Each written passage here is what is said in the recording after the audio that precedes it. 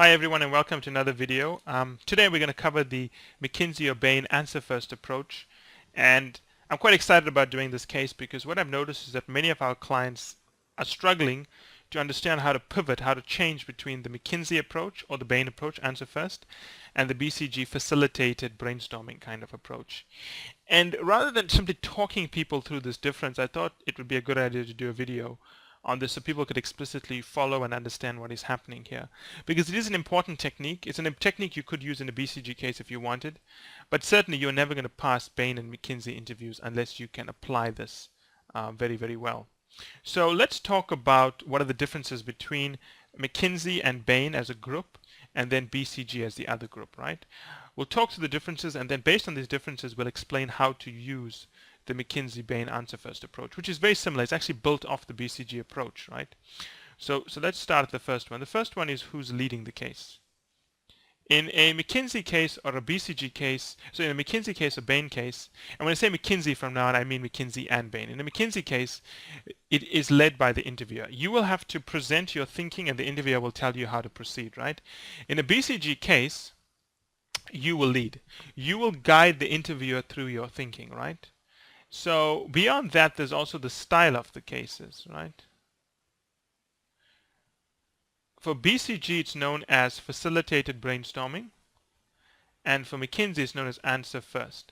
So what is facilitated brainstorming? In a facilitated brainstorming case, you are basically going to be working with the interviewer as opposed to the interviewer simply assessing you. That's a very big difference with BCG, right? Rather than the interviewer knowing the answer up front and you just giving him what they need, you will have to work with the interviewer to sketch out the problem and build it. While with McKinsey, they have the answers and you need to present your solution that matches what they are looking for. An analogy here is I always think of, a maze. Imagine these old English mazes made of garden mazes where you have the shrubs sculptured or cut up to look like a maze, and you can walk through the shrubbery. In a BCG case, the partner or the interviewer is with you in the maze, but you are holding their hand and you are leading them and they are helping you think things through. That's why it's called facilitated brainstorming. They facilitate your brainstorming. In a McKinsey case, imagine that the McKinsey interviewer is nowhere in the maze with you. They're sitting somewhere else and they got a microphone in your ear and they are asking you what you are doing and why you are doing it. So I find that with a BCG person, it's a lot easier to solve a case because you solve it with them, but with a McKinsey person, you solve it for them, right? The other one is the clarity, I think, in the case. In a McKinsey case, it is very specific what the key question is. They don't hide the key question. They don't make it difficult to understand. They tell you very clearly, this is the problem, this is what we want you to fix, there's no other issue here. With BCG, it's not always clear. Sometimes it is, sometimes it's not. In most BCG cases, they are testing your conceptual ability to sketch out the problem and then solve it. In a McKinsey case, they are telling you what the problem is and they want you to fix it. There's a very, very, very big difference, right? 4 is the amount of data provided. For BCG, it's little. For McKinsey and Bain, there's a ton of data provided to you. In fact, there's so much data provided to you that the need to ask clarifying questions up front kind of disappears, right? 5, I think there's some other differences between these interviewers is that beyond the issues I've mentioned up front here, beyond the amount of data presented and so on, I think the other thing you would notice with a McKinsey style is that they are very, very structured in what they are looking for. You have to present what they are looking for as opposed to come up with quite an innovative solution that they may be open to. But BCG, they kind of are developing it with you, and because the answer is not clear, if you come up with a good answer that's not what's on their list of prescribed solutions, they'd be okay with it, right? So knowing these things, how would you do the case? Well, in a typical case, step 1, let me erase this here so we have more space.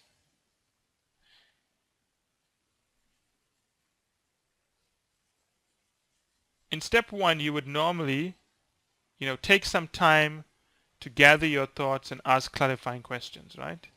So step 1 is take time. You would do the same thing in a McKinsey case. You will take time to come up with clarifying questions. 2, you will ask fewer clarifying questions. Much fewer, because unlike a BCG case where much less data is given to you, in a McKinsey case so much data is being presented to you that the odds of you having to ask substantial clarifying questions is minimal, right? 3, once you've asked your clarifying questions, you need to come up with a key question generally. Now in a McKinsey case, because the key question is obvious, imagine if you come up to the interview and says my key question is X, Y, Z. They're going to look at you like you're crazy. Why are you rephrasing something they already gave you? If the key question is explicit, there's no need to make a big deal about it, right? In a BCG case, you then build out your structure and you collect data to develop the structure, right? In the McKinsey case, because so much data is already given to you, you don't have to ask questions to develop your structure. So you're expected to develop your structure with very little information. Now this is where a BCG case and McKinsey case differs. In a BCG case, you will develop your high-level structure. You will ask clarifying questions and then you build it out again. You'll ask clarifying questions and you'll build out again until you identify what the problem is. From that problem, you'll develop option 1, option 2, option 3, right? That's where the McKinsey and the BCG approach diverges. So let's make some space here and see the differences, right? The first big difference is that in the McKinsey case, because so much information is provided to you, they expect you to develop your structure without providing more information, right? It's known as the bartering technique. If someone offers you something, you have to offer them back. If McKinsey offered you so much, you can't come back and offer them more questions. You have to offer them your structure. So in a McKinsey case, you build out your structure using the information provided. Then you prioritize certain branches. You prioritize that branch, prioritize that branch, prioritize that branch. And for those of you who are not sure how you prioritize the branch, you prioritize it on the sensitivity to the original question you are solving. If that's your original question, you have to ask yourself, how important is that branch in driving that answer? You prioritize the most important ones, and for each of them you develop your hypothesis. Right? And then for each hypothesis you explain the graph you want to draw to test the hypothesis. Based on the graph you want to draw, you can then ask for data. And you tell the interviewer, well, this is my hypothesis. This is the kind of analysis I would want to do, and this is the data I would need to run that hypothesis. Then the McKinsey interviewer will either confirm your hypothesis or will say, well, this is the data for this hypothesis. Tell me what you would do now. And then you'd work from that point on. So you can see the differences here. Now, why do you want to build your hypotheses on a decision tree? Well, let's think about it. The biggest problem with building hypotheses is that they are extraordinarily messy. I mean, they're really horrible to work with. I hate it when MBA candidates want to give me the hypotheses because you just throw out these ridiculous statements. The hypotheses overlap. So they'd build an hypothesis like that, then they'd build another hypothesis, and there's just a lot of overlap. If you build your hypothesis tightly wound around one part of a decision tree, you are guaranteed to make sure your hypotheses are MECE because your decision tree should be MECE. And if your hypothesis is a mirror reflection of this branch of the decision tree, then by and large, your hypotheses are also going to be MECE. They're not going to overlap. Now, we're going to take that theory and show you how to develop it, right? So again, I'm going to erase some stuff here to make space. And then we're going to work through this. We're going to take this case and we're going to apply all of this theory to show you how to do it. And I understand that, verbal explanations when we give it to candidates, it's not that easy to follow. So we thought these videos, the next few McKinsey videos that will follow, will be a good way for people to understand how to do McKinsey cases. And as always, if things are not clear, you're more than welcome to write to me. And even though I may possibly be traveling, I will make sure that we respond to this or someone will respond to this, right? So let's look at this. Right? What is step 1? Step 1 is you should take some time to ask clarifying questions. The clarifying questions I would ask here is, let's go through this. I would maybe want to ask, New York City, do you mean Brooklyn? Do you mean Bronx, Manhattan? Not important, because they do say busy, well-traveled areas. I would skip that. they changed their opening hours from only, so from lunch and dinner, how long were those opening hours? So I want to know what were the hours. Was it 2 hours? Was it 3 hours? They increased their menu by how much? Pared down the menu by how much? And hired more staff, what percentage? Now again, I think about this very carefully, right? I would ask the interviewer, okay, I have a few clarifying questions, right? Mainly around some of the numbers around some of the statements you made. Would you like me to ask these clarifying questions? There's just about 4 of them. Or would you like me to present my initial structure knowing full well that the clarifying questions I have may change the structure I put together by a few steps?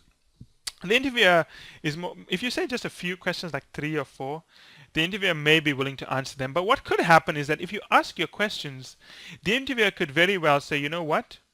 I'm not going to answer that because I think that it's not important for the case. If he says it's not important for the case, don't get stuck. What it simply means is you have more than enough information to present your structure. So go through it, right? If the interviewer just says he's not going to answer it, don't worry. Say, okay, thank you so much. Clearly that shows me that, this is not important to the case. It actually makes things a little bit easier for me. Don't get thrown off by saying, what do I do now? Or give him that Cheshire cat smile in terms of not being sure about how to proceed. So just tell the interviewer, okay, thank you for that. At least now I can pay it down. What I'm going to do is I'm going to work on my structure for a few minutes, and then I'm going to present my hypotheses. So what you'll do is you'll write down your key question here. How to increase profits from 2K a day to 10K a day ASAP, right? I'm not going to share this with the interviewer. Remember, I'm not going to share this with the interviewer. I'm putting it down here because the way you learn how to brainstorm is from a key question. Then I would say, okay, what is my structure? Well, clearly I'm going to look at profits. I'm going to look at revenue and costs, right? Now, typically, if I was dealing with a large company, I'd also look at customers as a separate branch.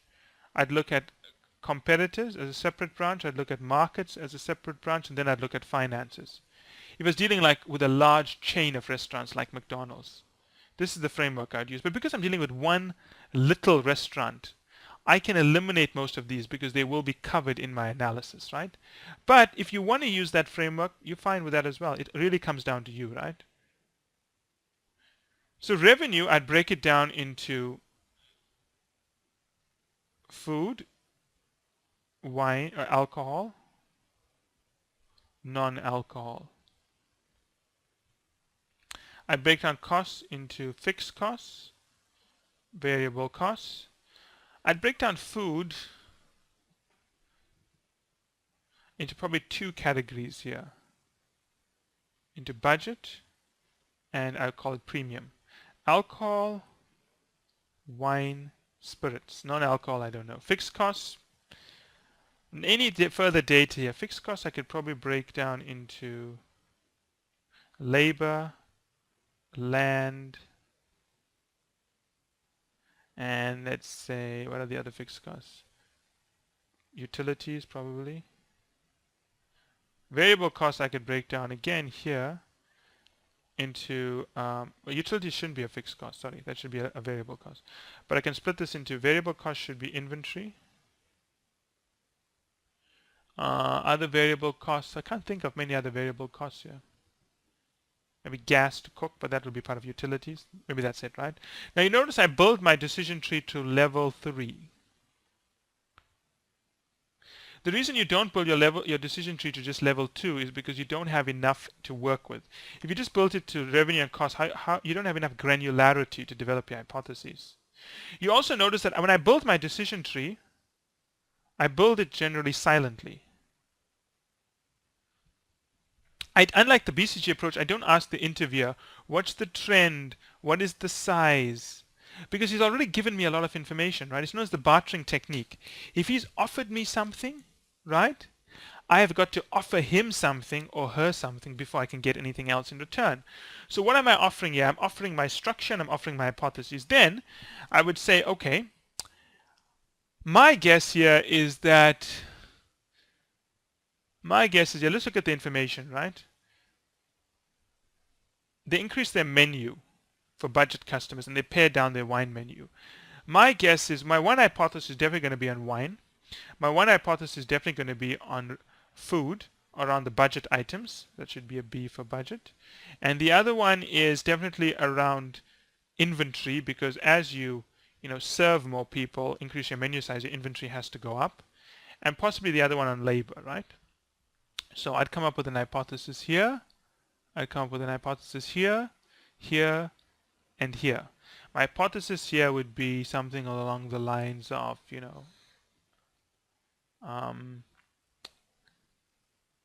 due to increased menu size, we are carrying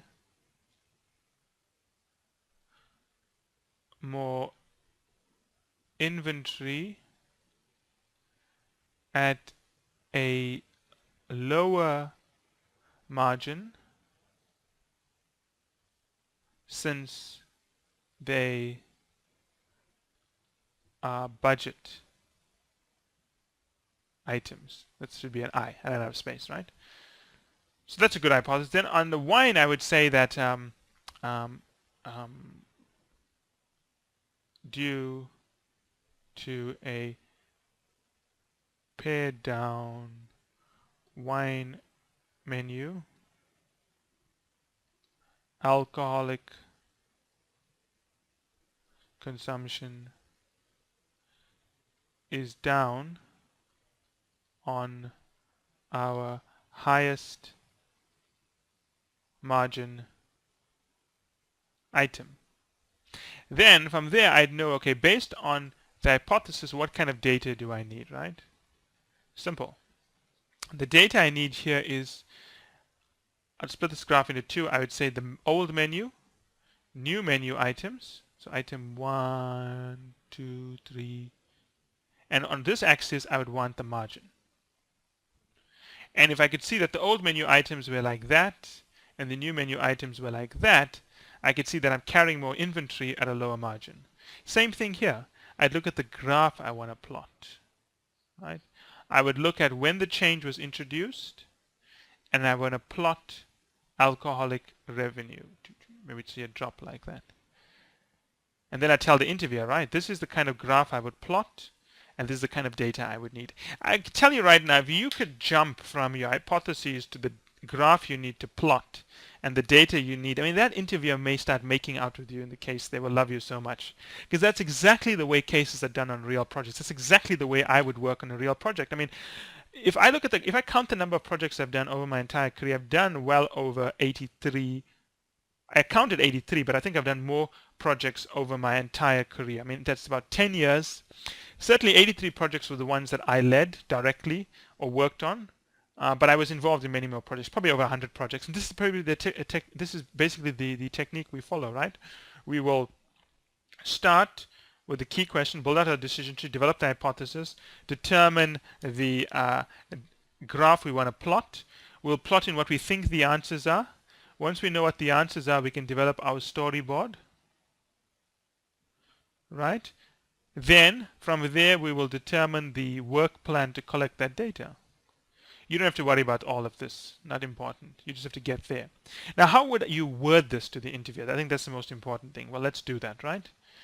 Let's do that.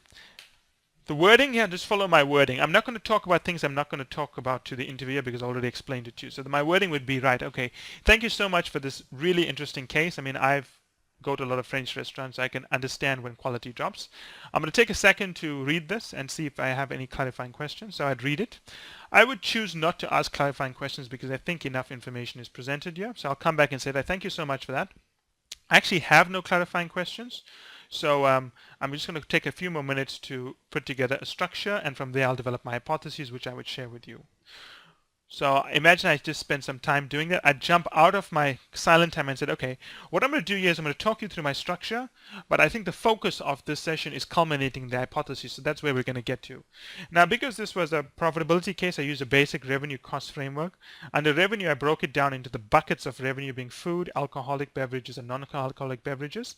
And under costs, which I think was less of a priority, I looked at fixed and variable costs. Under food, I broke down food rather than number of items served and cost per service. I broke it down into the new budget menu items and then the premium menu items. Under alcoholic beverages, I broke down into wine and spirits. I didn't really worry about non-alcoholic beverages unless there's data indicating that's a problem. Generally, alcoholic beverages bring up the bulk of our revenue. Under fixed and variable costs, I thought that variable costs are actually more important here because as you increase your menu size, you have to increase your inventory. So definitely that's an area I would focus on, and things like gas and utilities I think is not that important. And the fixed cost, labor seems to be quite important because we've hired more staff. Land and utilities, there doesn't seem to be any indication that this is a problem, so I may not look at this, right? So that's my structure. And what I'm going to do is for the prioritized parts of my structure, which I mentioned would be my new budget menu items, which would be our wine list, which would be labor under fixed costs and inventory under variable costs. I've come up with one hypothesis for each of these, and I'm now going to present those hypotheses to you. For budget food items, my hypothesis is that due to an increase in the menu size, we're carrying more inventory, but because we're selling them at a lower price, we're carrying more inventory for lower margin products, right? Now, what I'm going to do is I'm going to go through each of my hypotheses for each of my prioritized areas of my structure, and then I want to talk through the data I would need, right? So then I would talk through each one. Let's come back to the first one. Then I would say, okay, now that I've presented my hypotheses, the data I would need here is basically to test this hypothesis, I would want to plot the following kind of graph, and this is what I'd expect to find. But to do this, I would want to see what was the old menu items. I'd like to get maybe a whale graph of them, and I'd like to see what the average margin was, or at least the price and the cost of making them. I could work out the margin and the new menu items, and that would allow us to test this hypothesis. And I want to do that for each of them. So knowing that I need this kind of data to test these kind of hypotheses, are you comfortable with my hypotheses, and do we have the data at hand? That's the way you have to word it through. But you want to be tight. You notice how tight I am, how structured I am. The test for tightness and granularity is whether someone could follow what you are doing if they were blind. They must be able to visualize in their head what you are saying based on the structure and discipline you apply when you word this through, right? Make sense? But let's teach you another little fancy trick here. I'll use green. Or maybe green. Let's do green. Does that work? Yeah, I think no, it's not so clear.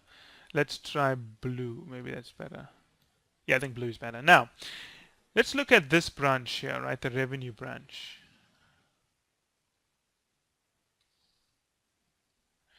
There's more than one way to break down revenue, right?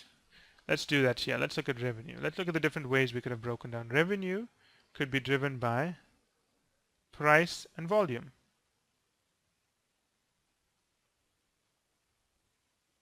Revenue could have been driven by food, alcohol, and non-alcohol. Revenue could have been driven by time of day, morning, lunch, afternoon. Revenue could have been driven by segment 1, segment 2, segment 3. Segment 1 being ages. Age groups, maybe that's teens. Young adults. Old people. And I don't mean that in a derogative way. Now, as you can see, there are different ways to break this down. We chose food and alcohol because it seemed to make the most sense for what we're trying to work with. Obviously, as I mentioned to people, you never go at price and volume if you have multiple product categories. Because if you go at price and volume, if you average out the volume and average out the price for more than one product category, it's going to tell you nothing. So that one there doesn't make much sense in multiple product categories, right? Now, when you are coming out with hypotheses, this is a very clever trick. Most people would just develop hypotheses here, right? Food, alcohol, non-alcohol. What you could also do is develop hypotheses for the different cuts of the issue. You can develop a time-based hypothesis. That even though we open more hours, the bulk of our revenue is generated in our traditional hours, and we're carrying a whole lot of unnecessary costs. Even though we're targeting more budget-conscious, trendy consumers, we've actually alienated our core group of old people, and they've disappeared. So when you are coming up with a hypothesis, don't just come up with the hypothesis here. That should be the start. If you want to be really creative, look at the different cuts of an issue. You can even cut costs in a different way. You can cut costs into direct and indirect costs, right? There's a different way to cut costs, a totally different way. So you want to brainstorm and come up with hypotheses for your prioritized branches, and if you are creative, for your different cuts of an issue. Now, a couple of other points here that are quite important. I just want to scroll up again. Is that clearly, if you cannot brainstorm, you cannot do these cases. You can see how important brainstorming is, right? This is all about brainstorming. The entire brainstorming technique we teach is about, first you got to, let's just do it in a different color. Yeah, I may run out of colors, but you can always hope. So let's try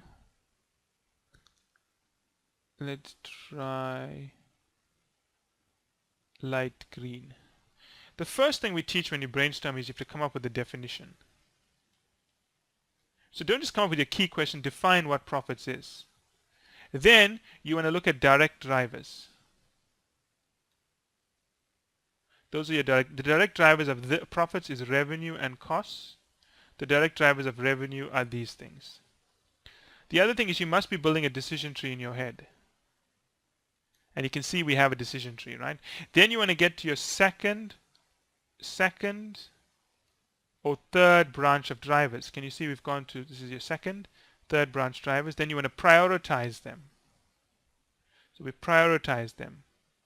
And then we're going to offer solutions. But here, rather than offering solutions in a real case, in a brainstorm we would offer solutions, but in a real case we'd offer hypotheses. And you can see here how all the concepts fit together, why brainstorming is so important to us. If you cannot brainstorm, you'll have to memorize structures, but you cannot memorize every structure. It is impossible. If you can learn how to brainstorm, you can solve any McKinsey, Bain, BCG case. If you cannot brainstorm, you are going to face a case where the structures you've memorized are never going to work. So for us, it is vital to be able to do a McKinsey, Bain, BCG case, and especially a McKinsey case and a Bain case, you must learn how to brainstorm, right? And once you know how to brainstorm, look at this completely different technique to solve a case. It's a very powerful technique because it's building on what you've learned for the BCG approach, the decision trees, but it's giving McKinsey and Bain what they want out of this, not stuff that they don't want. As always, I'll be very happy to answer any questions, but I do feel that this approach, which we've been rolling out since the internships, because we've learned a lot from the internships last year we did, where the MBAs really struggled to understand this.